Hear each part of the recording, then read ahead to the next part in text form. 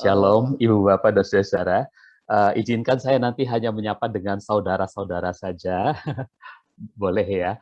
Terima kasih Pak Adolf dan terima kasih semua sivitas akademika dari STT Kataros Indonesia Bekasi, terutama para mahasiswa yang hadir dalam webinar ini dan para hamba Tuhan juga mungkin yang ikut hadir, baik yang ada di Bekasi, di Jakarta, maupun di seluruh Indonesia. Terima kasih untuk kesempatan dapat menyampaikan webinar ini. Saya juga mohon kalau diizinkan untuk tanya jawab apakah bisa pada sesi terakhir, yaitu pada hari yang ketiga. Nanti kami akan berikan kesempatan yang luas sekali untuk bertanya jawab. Mengapa? Karena mudah-mudahan semua pertanyaan-pertanyaan saudara itu dalam seluruh paparan dari hari pertama, kedua, dan mungkin sebentar hari ketiga itu sudah terjawab begitu, mudah-mudahan gitu ya. Tapi kalau ada yang masih belum terjawab, jadi kita lakukan pada hari ketiga, kalau diizinkan Pak Adolf. Boleh ya Pak Adolf? ya, Oke. silakan Pak, silakan Pak. Oke, baik, terima kasih banyak. Kita akan memulai. Saudara-saudara, saya akan menyampaikan apa yang Tuhan taruh di hati kami, Yayasan Lentera Bangsa, yaitu mengenai buku saya ini, ya, buku Mengapa Nama Yahweh Semakin Populer, dan acaranya adalah bedah buku. Namun beberapa hal yang penting saya pikir itu yang akan kami sampaikan. Jadi, oke, apakah sudah bisa dilihat dengan jelas tayangan saya? Bisa ya? Sudah Oke. Pak, sudah. Sudah Pak, sudah bisa Baik. Pak. Jadi sistematikanya hari pertama itu kita akan belajar mengenal nama diri Tuhan yang otentik Alkitabiah. Hari keduanya adalah meluruskan berbagai kesalahpahaman. Dan hari ketiganya itu sekilas tentang penerjemahan dan tanya jawab, gitu ya. Oke. Yang pertama, ini hari ini kita akan belajar mengenal nama diri Tuhan yang otentik Alkitabiah. Dengan poin-poin yang pertama itu diharapkan kita mampu membedakan antara nama diri dengan nama jenis. Dan saya yakin sebagai para akademisi tentunya saudara-saudara bisa membedakan apa yang disebut nama diri dengan nama jenis. Kemudian yang kedua, nama itu di antara alih aksara dan alih bahasa. Ini maksudnya nama dalam kitab suci ya, di antara alih aksara dan alih bahasa ya. Ini adalah transliterasi, sedangkan alih bahasa adalah translasi atau terjemahan. Oke, yang poin ketiga, benarkah Yahweh itu adalah nama diri Tuhan orang Kristen? Jadi, apakah valid pernyataan ini? Itu nanti kita akan uji dalam paparan berikut. Baik, kita akan, oh ya, yang keduanya ini mungkin nanti saja dah ya. Nah, baik, kita akan mulai dengan ini, saudara-saudara, jadi mampu membedakan nama diri dan nama jenis. Saya awali dengan sebuah pendahuluan, saudara-saudara. Dalam Yesaya 52 ayat 6 dikatakan umat Tuhan itu mengenal namanya. Jadi kita semua umat Kristen pasti mengenal nama Tuhan kita, ya pasti kita tahu Yesus Kristus ya.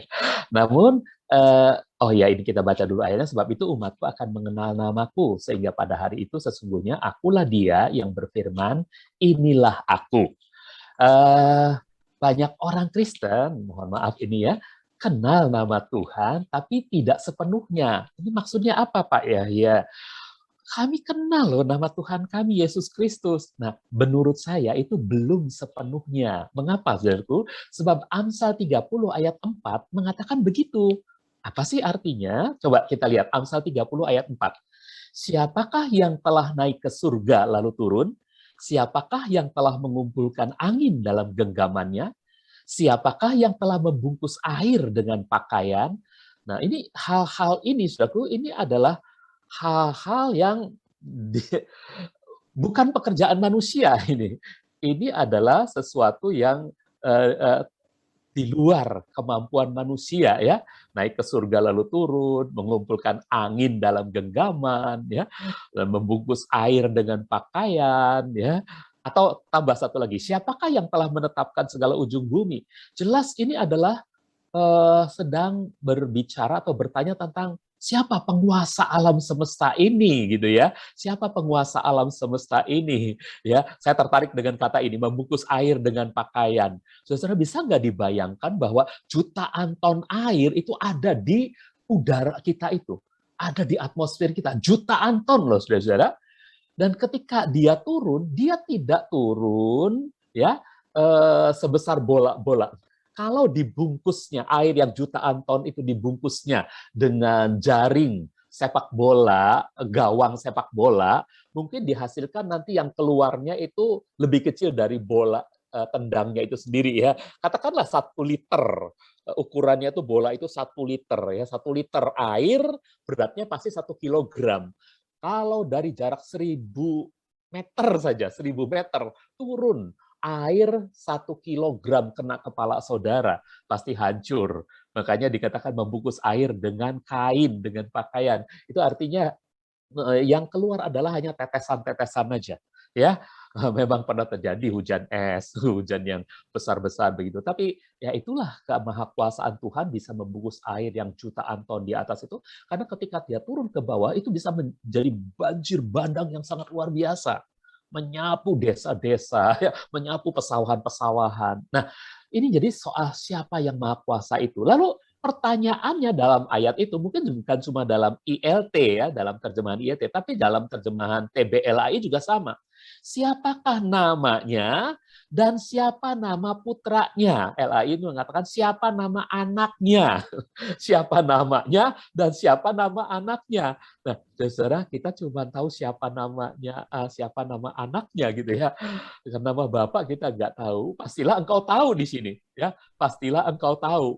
Oke, nah jadi itu yang saya sebutkan mungkin hanya belum tidak sepenuhnya itu tadi saya katakan ya. Jadi siapa namanya, siapa nama bapaknya atau siapa nama putranya gitu.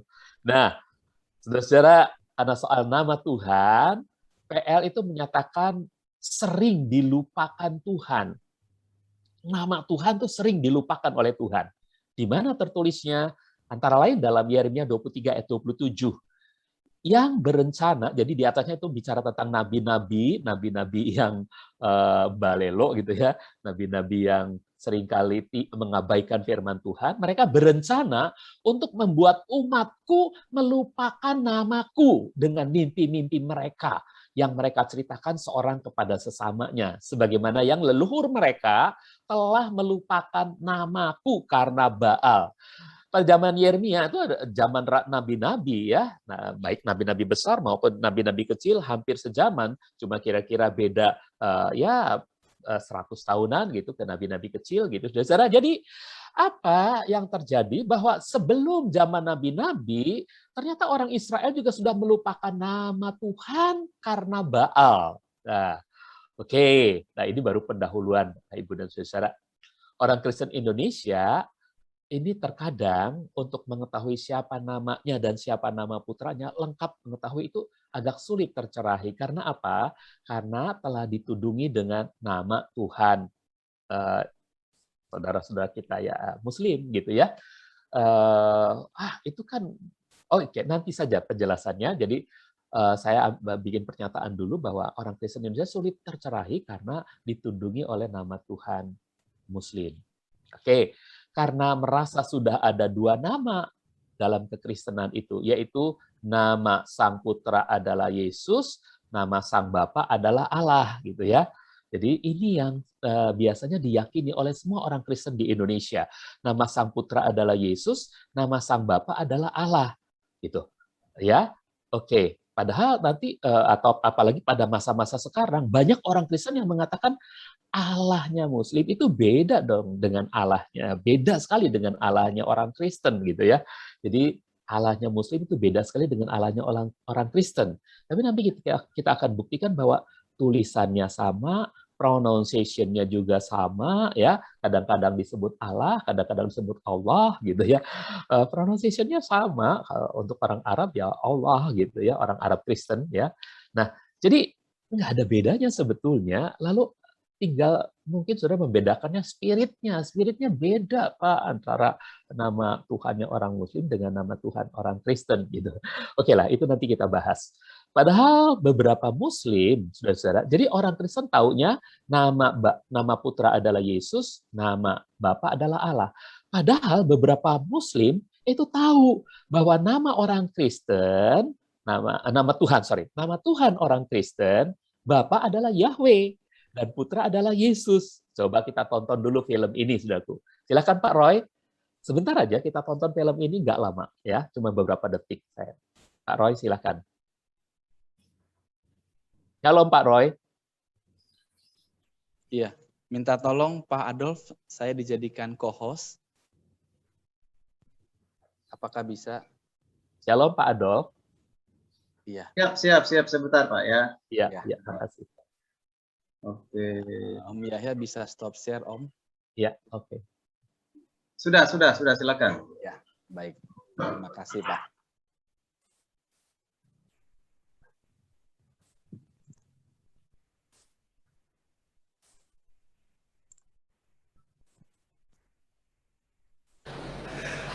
Mari bersama-sama haleluya.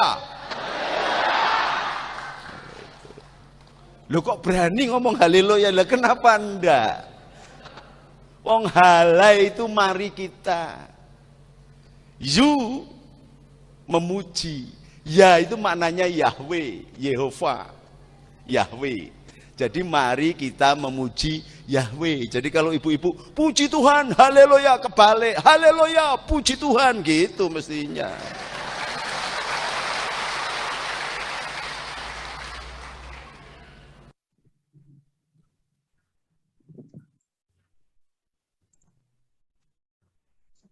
Kalau HP udah tersambung. Ya, masih mute, Om.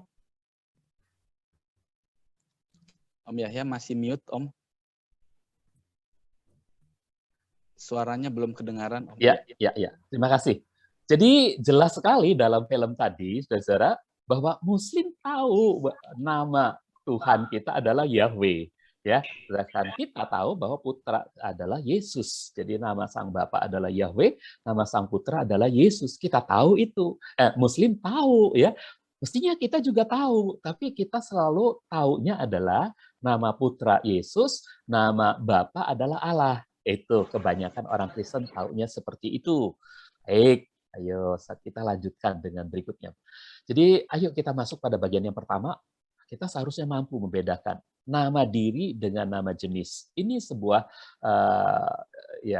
keniscayaan, sesuatu yang sangat penting sekali ya.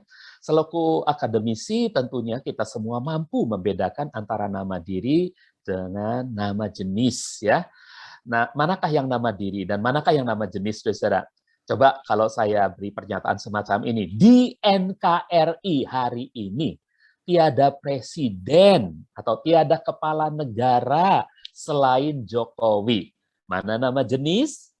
Jelas, presiden. Ini nama jenis. Atau kepala negara, ini nama jenis. Tapi yang kuning ini, Jokowi, itu adalah nama diri. Kita pasti tahu membedakan. Nama dirinya adalah Jokowi. Sedangkan ini hanya sebutan umum, nama jenis ya. Ya, sebutan umum, generic name ya. Atau ini proper name, nama diri. Nah, dalam Islam pun ada nama jenis dan ada nama diri ya.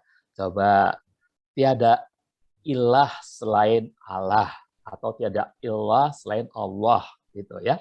Jadi ilah atau Tuhan itu adalah nama jenis, tiada Tuhan selain Allah. Jadi Allah adalah nama diri buat Islam, saudara-saudaraku, karena dia membandingkan dengan nama jenisnya. Ya. Sama seperti hari ini di Indonesia tiada presiden selain Jokowi. Jadi kalau ada orang lain mengaku dia presiden hari gini, itu ya presiden abal-abal ya. Tapi kalau Pak Jokowi, dia sungguh-sungguh presiden kita. Jadi itu dibandingkannya nama diri dengan nama jenis ya. Begitupun ini, ilah itu dibandingkan dengan Allah. Jadi Allah itu nama diri dan ilah itu adalah nama jenis. Oke, berikutnya. Oke, ini dulu. Muslim dan orang-orang yang berbahasa Arab tahu membedakan antara ilah dengan Allah. Ilah pastilah nama jenis. ya, atau Tuhan sama ya. Allah itu pastilah nama diri, karena tiada ilah selain Allah gitu. Tiada presiden selain Jokowi, ya. Jadi bandingannya seperti itu, Saudara-saudara. Oke. Kalau ada orang yang berkata, "Ya Jokowi, ya presidenku." Mana yang nama jenis? Tentu presiden. Mana nama diri? Jokowi. Nah, ucapan Islami mengatakan begini, "Ya Allah, ya Tuhanku." Ini ucapan Islami, saudara-saudaraku. Artinya apa? Bagi orang Islam, Tuhannya adalah Allah. Begitu ya.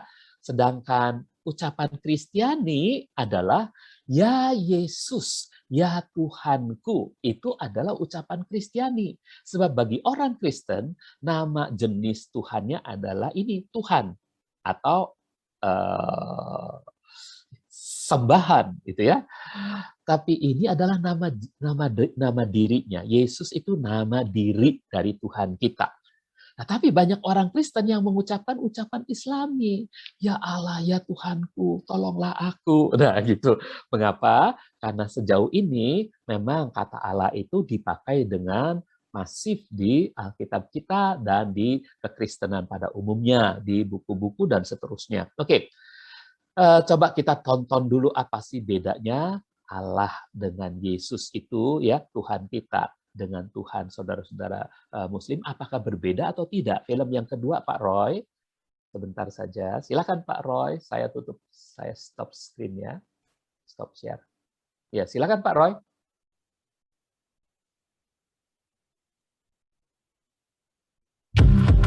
Welcome to the 1 Minute Apologist. Apologetics seeks to give credible answers to curious questions, to give a defense. Is Allah and Yahweh the same God? Unfortunately, there's massive confusion among some people about Allah and Yahweh. Of course, Yahweh, the God of Christianity, and Allah, the God of Islam. Now, nothing could be further from the truth. A Muslim would not want to associate Yahweh with Allah, and a Christian who understands his theology or her theology would not want to confuse Yahweh with Allah.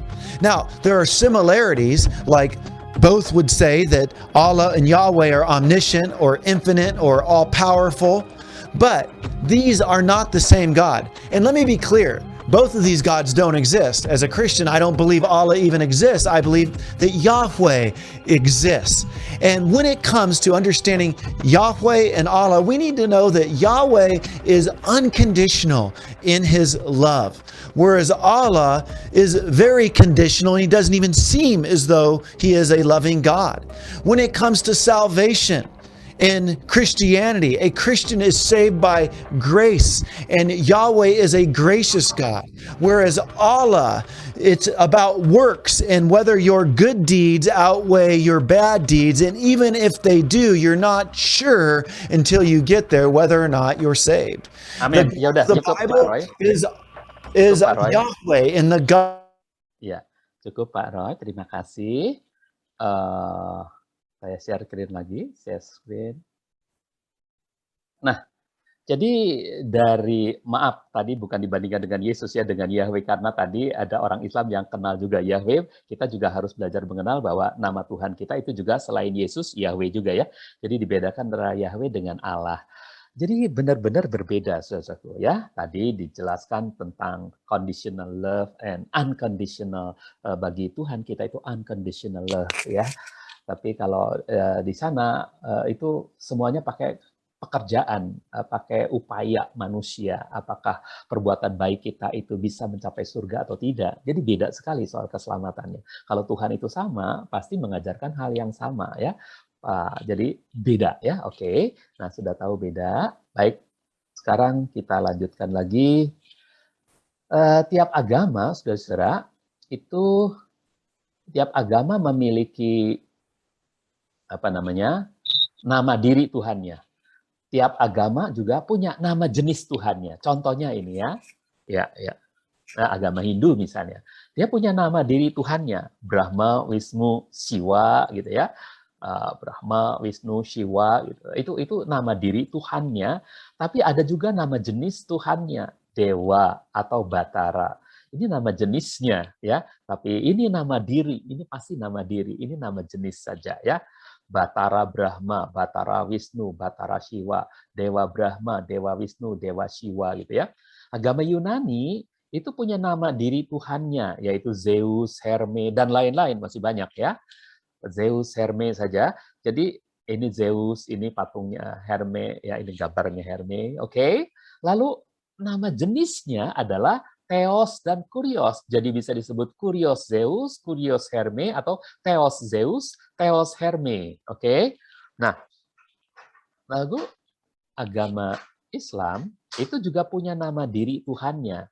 Nama diri Tuhannya adalah Allah, dan nama jenis ini nama diri Tuhannya Allah ya, dan nama jenis Tuhannya itu adalah Ilah atau Rob ya. Ilah atau Rob ya. Ilah atau Rob. Nah, ini dia.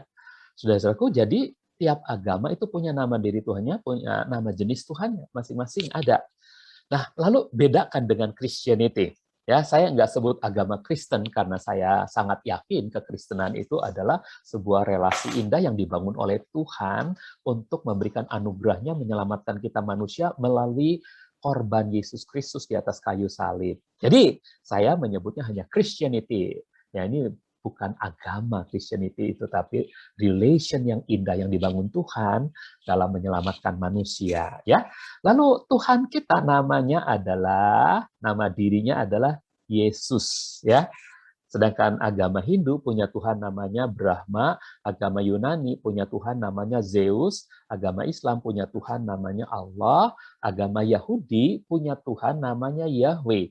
Karena kekristenan berpangkal pada kepercayaan Abraham seketurunannya, yaitu orang-orang Yahudi, orang-orang Israel, maka Yahweh adalah nama Tuhan dalam perjanjian lama, sedangkan di perjanjian baru kita mengenal nama Yesus. Oke, sekarang kita sandingkan dengan nama jenisnya. Dua nama jenis yang penting ya, dua nama jenis yang penting dalam Christianity. In English ya, ada God ya, ada God. Lalu dalam agama Hindu, dalam bahasa Indonesia ada dewa ya dalam agama Hindu. Dalam agama Yunani ada Theos. Dalam agama Islam ada Ilah, dan dalam agama Yahudi ada Elohim. Ini nama jenis yang pertama yang sangat dikenal sekali ya. Mulai dari kata Elohim diterjemahkan ke dalam bahasa Inggris menjadi God, diterjemahkan ke dalam bahasa Yunani menjadi Theos gitu ya. Dan kalau Alkitab bahasa Arab, terjemahan dari bahasa Ibrani itu Elohim ini diterjemahkan dengan Ilah. Oke? Jelas ya? Nah, orang agama Hindu mengenalnya dengan kata dewa. Lalu nama jenis yang kedua dikenal juga ada kata Lord. Ini adalah God, ya sembahan. Sedangkan Lord itu Tuan yang bergejala jadi Tuhan, ya gejala bahasa ya. Tuan yang bergejala bahasa jadi Tuhan, Tuhan ya. Karena untuk yang maha tinggi itu Tuhan, tapi untuk manusia yang sesama manusia walaupun dia adalah majikan maka disebutnya Lord ya, Tuan. Oke. Lalu dalam agama Hindu ada Batara, dalam agama Yunani ada Kurios, dalam agama Islam ada Rob, dan dalam agama Yahudi ada Adonai. Jadi perhatikan dua kata nama jenis ini, saudara-saudaraku ya, ada Adonai, ada Elohim, dan ada Yahweh. Berarti Yahweh itu adalah nama diri. Ada Jesus, ada Jesus, ada God, ada Lord. Berarti Jesus itu nama diri ya. Ada Zeus, ada Theos, ada Kurios. Berarti Zeus itu nama diri dari agama Yunani. Oke, kita beranjak pada hal berikutnya. Ciri-ciri nama diri versus nama jenis. Jadi nama diri itu bukan kosakata. Ingat baik-baik, nama diri bukan kosakata. Artinya tidak ada dalam kamus ya, kamus bahasa Inggris, bahasa Indonesia Inggris gitu ya.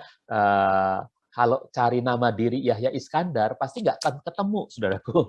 Maaf ya Pak Adolf, nama Pak Adolf juga pasti nggak ada dalam kamus Inggris Indonesia Pak Adolf. Ya, kecuali untuk figur yang sangat terkenal seperti Allah, Jesus, mungkin ada ya, tapi bukan artinya. Kalau kamus kan artinya, misalnya go artinya pergi gitu kan, ini bukan. ketika menyebut Jesus, maka yang diterangkan adalah karakteristiknya, yang diterangkan adalah atributnya. Jesus itu adalah Tuhannya orang Kristen dan seterusnya, begitu ya.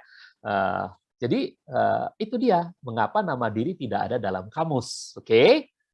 Yang kedua, karena dia bukan kosakata. Yang kedua, nama jenis itu termasuk kosakata, saudara-saudara.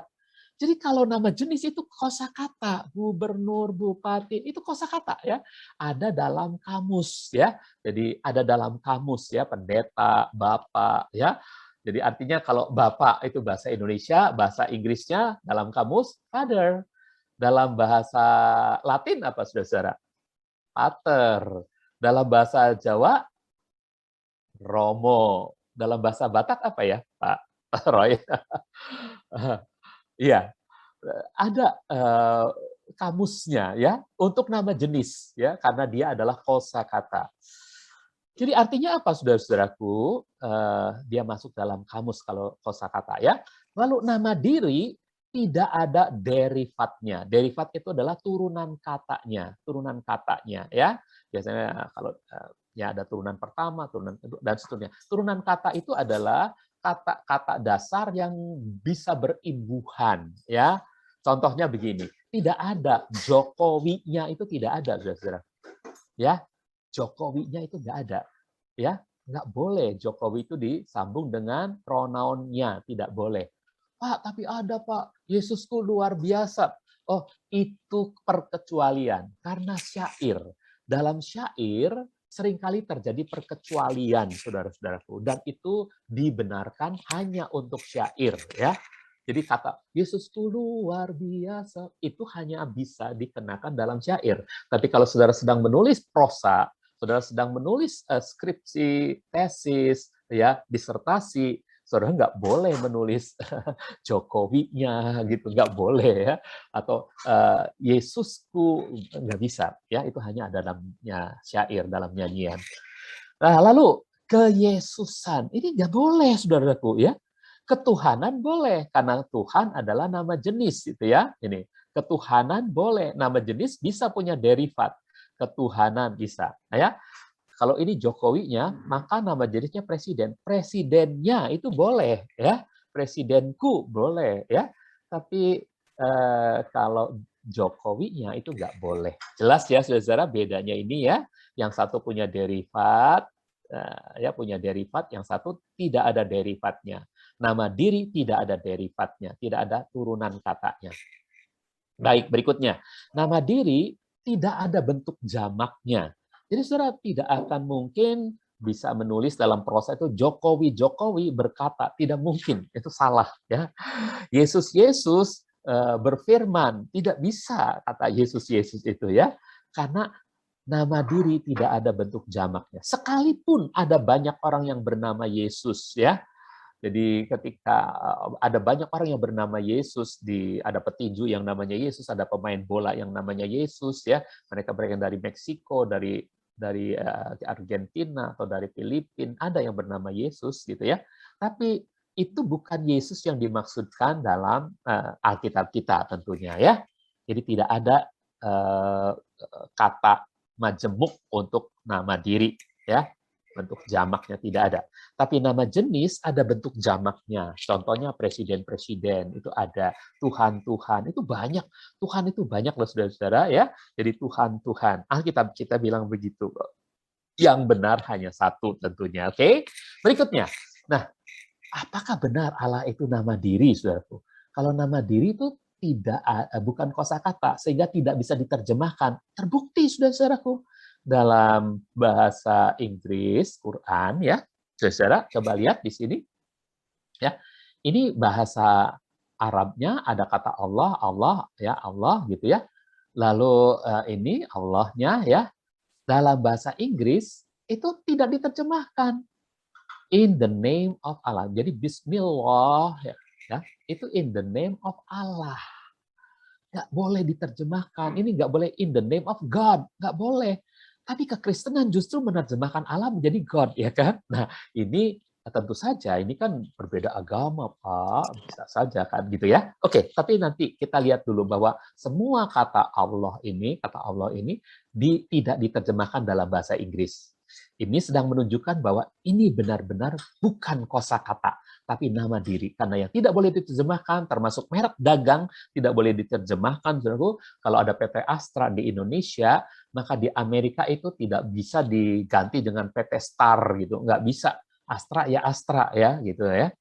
Oke, nah yuk kita lihat dalam bahasa Belanda apakah benar diterjemahkan atau tidak kata Allah itu dalam Quran tentunya ya. Ini ada Allah ya. Dalam bahasa Belanda ditulisnya in naam van Allah. Allah. Jadi tidak ada yang diterjemahkan ya. Tidak in naam van God itu tidak ya. In naam van Allah. Oke? Jadi, saudara-saudara, jelas sekali ini adalah bukan kosakata karena tidak bisa diterjemahkan. Antara ini dengan ini bukan diterjemahkan, ini ditransliterasi. Penulisannya dari aksara Arab menjadi aksara Latin. Transliterasi namanya ya. Baik, yuk sekarang kita harus punya keyakinan bahwa Yesus pun dan seharusnya Yahweh juga ya tidak bisa diterjemahkan ya. Yang bisa adalah hanya transliterasi. Coba kita masukkan dua proper name bagi orang bagi kekristenan in Hebrew, ini dalam bahasa Ibrani untuk kekristenan. Ada Yahweh, ada Yesua. Ya Yesua ini untuk Yesus ya. Yahweh dalam Greek-nya kira-kira kalau di lafal itu seperti ini Yahweh ya, atau bisa pakai huruf beta ya. Kemudian English-nya adalah Yahweh yang sekarang ya, English yang sekarang. English yang tempo hari itu Jehovah, tapi English yang sekarang kebanyakan Yahweh. Para penyanyi-penyanyi di seluruh dunia menyanyikan Yahweh ya, di berbagai gereja-gereja yang terkenal di dunia ini, Hillsong dan sebagainya menyebutnya Yahweh ya. Oke, lalu bahasa Indonesia sekarang. Kita mentransliterasinya juga Yahweh. Jadi dari kata ini hanya ditransliterasi, diubah hurufnya jadi huruf Yunani seperti ini, menjadi huruf Latin untuk orang Inggris jadi seperti ini, menjadi huruf Latin untuk orang Indonesia menjadi seperti ini, dan menjadi huruf Arab ini seperti ini. Ini Yahwah bacanya. Yahwah untuk orang Arab ya. Jadi ini Yahweh, ini Yahwah. Bacanya sama dari kanan ke kiri. Lalu proper name yang kedua, Yesua. Ini nama Yesus Tuhan kita ya. Dalam bahasa Greka itu Yesus. Yesus. Yesus itu untuk orang English, orang yang berbahasa Inggris itu Jesus. Jadi transliterasi dari sini ke sini ini jadi Jesus. Transliterasi dari sini ke orang Indonesia adalah Yesus seperti ini. Transliterasi kata ini kepada orang Arab adalah Yesua. Yasua, Yasua, ini Yasua, Al-Masih, Yasua, ya Yasua. Nah, jadi saudara-saudaraku, ini adalah cara transliterasi, ya perpindahan dari huruf yang abjad yang satu ke abjad yang berikutnya untuk nama yang sama. Nama diri tidak boleh diterjemahkan, hanya boleh ditransliterasi. Lalu ayo kita lihat ke nama jenis. Nama jenis itu disebut juga title. Title itu nama jenis ya, nama jenis title. Ini ada kata Elohim. Ke dalam bahasa Greka itu Theos. Ke dalam bahasa Inggris itu God. Ke dalam bahasa Indonesia Elohim. Nah, kata Elohim atau ini dia kata Elohim ya. Ke dalam bahasa Indonesia itu bisa ilah, saudara-saudara ya, bisa ya. Memang mengapa KSIT dan Bill mengambil Elohim karena keunikan kata ini kata bentuknya jamak tapi bisa berfungsi tunggal. Ini sesuai dengan doktrin kita yang kita yakini, kekristenan secara umum ya, meyakini Trinitas ya. Jadi Elohim itu satu kata yang menjelaskan Trinitas sangat gamblang sekali gitu ya. Jadi mengapa kami meminta supaya Elohim ini menjadi kata serapan ke dalam bahasa Indonesia gitu ya. Oke, nah lalu bahasa Arabnya apa nih kalau untuk Elohim? Elohim itu ilah ya. Ya, ini jadi ilahu. Ibrahim, misalnya ilahnya Ibrahim gitu ya. Jadi ilah. Lalu ada title yang kedua, Adonai. Adonai itu dalam bahasa Grekanya adalah Kurios. Dalam bahasa Inggrisnya adalah Lord. Dalam bahasa Indonesianya adalah Tuhan. Dan dalam bahasa Arabnya adalah Rob. Rob. Oke? Nah, ini saudaraku beberapa parts ya, beberapa padanan tentang nama jenis dan nama diri Tuhan. Lalu yang boleh diterjemahkan itu kan hanya nama jenis, saudara-saudara. Paradigma yang salah dalam mengambil makna Kejadian 1 ayat 1 dalam menerjemahkan ke dalam bahasa Indonesia itu salah karena itu nama jenis Elohim. Ya, ini Elohim ini nama jenis. Jadi begini Kejadian 1 ayat 1. Bereshit bara Elohim et hasyamayim et haaretz. Elohim ini adalah nama jenis. Seharusnya nama jenis ini diterjemahkan ke dalam bahasa Indonesia ke dalam nama jenis juga. Tapi karena sudah terlanjur ratusan tahun dari tahun 1700-an ya, 1600 lebih ya, abad 17-an itu sudah mulai diterjemahkan ke dalam bahasa Melayu, ini menjadi Allah, maka terjadi sesuatu yang kayak boleh dibilang keliru sebetulnya, saudara-saudaraku, ya. Seharusnya Bereshit pada mulanya bara Elohim. Elohim menciptakan, gitu ya. Atau kalau ini mau jadi ilah, bahasa Indonesia, bahasa Melayu, pada mulanya Sang Ilahi menciptakan langit dan bumi. Harusnya begitu, saudaraku, ya. Atau pada mulanya Sang Sembahan menciptakan langit dan bumi. Ini adalah nama jenis yang bisa diterjemahkan. Tapi sayangnya digantinya dengan kata Allah, yang nama diri sebetulnya. Coba nanti dulu ya. Begini dulu saudaraku. Elohim, nama jenis. Seharusnya diterjemahkan ilah atau Tuhan lah. Nama jenis. Pada mulanya Tuhan menciptakan langit dan bumi. Nggak akan ada masalah saudaraku. Ya.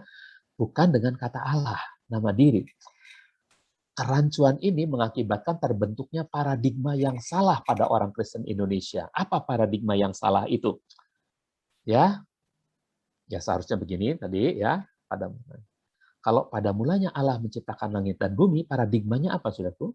Orang Kristen akan punya paradigma bahwa nama diri pencipta langit dan bumi adalah Allah. Ini sama dengan kepercayaan Islam. Kepercayaan Islam juga yakin bahwa pencipta alam semesta adalah Allah. Padahal buat kita pencipta alam semesta adalah Yahweh, atau pencipta alam semesta nama dirinya adalah Yesus gitu. Tapi saudara, orang Kristen sudah berparadigma bahwa pencipta alam semesta adalah Allah, sama seperti paradigmanya orang Islam. Nah, apa artinya?